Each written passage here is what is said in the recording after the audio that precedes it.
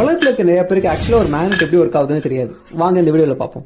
So ஒரு மேக்னெட்டை பத்தி நம்ம தெரிஞ்சுக்க முதல்ல ஒரு ஆட்டம்ல இருந்து ஆரம்பிக்கணும். சோ ஒரு ஆட்டம் நீங்க எடுத்தீங்கன்னா சென்டர்ல நியூக்ளியஸ் இருக்கும், அதை சுத்தி எலக்ட்ரான் சுத்தி வந்துகிட்டே இருக்கும். இந்த மாதிரி ஒரு எலக்ட்ரான் ஒரு இடத்துல ஒரு இடத்துக்கு மூவ் ஆனா அதுக்குள்ள இருந்து மேக்னெட்டிக் ஃபீல்டு எமிட் ஆகும். ஓகேங்களா?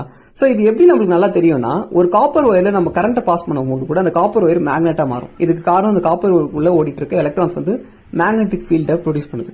சோ ஒரு ஆட்டமுமே நீங்க எடுத்துக்கிட்டீங்கன்னா அதுவே ஒரு சின்ன மேக்னெட் தான்.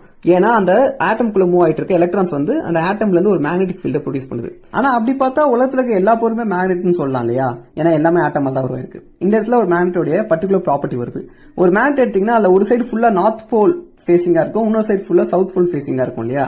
ஆனா ஒரு ஆட்டமே நீங்க பார்க்கும்போது இயற்கையா ஒரு மெட்டீரியல்ல அது பக்கத்துல north pole south pole north pole south pole மிக்ஸ்டா இருக்கும். சோ அதனால ஒரு ஆட்டமுடைய நார்த் போல் இன்னொரு ஆட்டமுடைய சவுத் போலால கேன்சல் அவுட் ஆயிடும். சோ அதனால வந்து இயற்கையா ஒரு மேக்னெட் உருவாது ரொம்ப ரொம்ப ரேர்.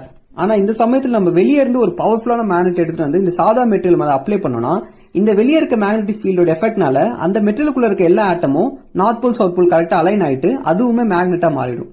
சோ இது மாதிரி தான் நம்ம ஆர்டிபிஷியல் மேக்னெட்ஸ் ரெடி பண்றோம். சோ இது போல நிறைய இன்ஃபர்மேஷனுக்கு சேனல் மறக்காம ஃபாலோ பண்ணுங்க.